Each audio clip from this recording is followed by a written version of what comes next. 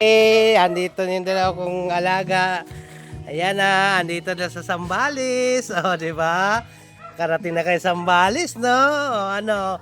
Napagod ka sa biyahe kanina, no? Kawawa, no? Napagod sa biyahe? Ha? Hindi na sanay bumiyahe? Ah, bait-bait ng aso ko. Chu ko. O, kayo magbabantay dito sa ano ko, ha? Alagang mga baboy, ha? O, sa gabi, tanggalin yung ano nyo, yung tali, ha? O, sa umaga, ano kayo, nakatali. Oo. Nakakuha na kayo ng ano? Ah, sige. Kayo magbantay, ha? Chucho.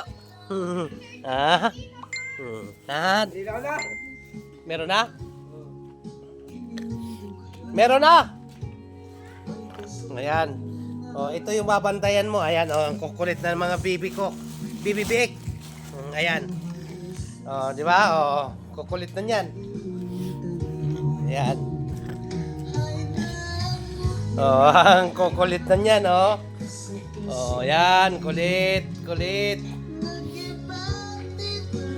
Ito, 12 piraso. Mga guys. Ito yung isang inahin ko, guys. Ayun. Buntis na rin. Ayun, buntis na rin yun. Okay. Ito yung nanganak. Ayan. Ito yung anak niya, 12 rin. 14 sana. Nabawasan ng dalawa. Puro 14 yung anak nila. Nababawasan. Ito naman, sa Sabado, i-AI artificial insemination para mabuntis. 9 months na to. Ito yung bagong panganak. Ayan, dumididi yung mga big niya, guys. Oh. Di ba? 14 din yan. 3 ang patay. Yung buhay, 11. Ayan, tuwang-tuwa sila, hindi nagagawan sa didi. Ayan. Yan yung babantay ng mga aso kong dala galing sa Maynila. Babantay nila yan,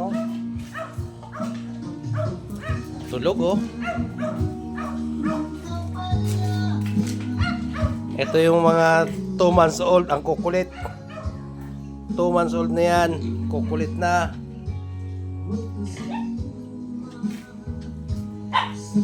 Dito yan, guys. Okay. Ito yung ano, lalagyan ng bubong bukas. Bibilhan ng bubong. Ano to? 40 square meter. Ayan, malapit kami dito sa Dalampasigan. Ayan. May bangka. Ito, dudugtong to bukas. Ayosin na to.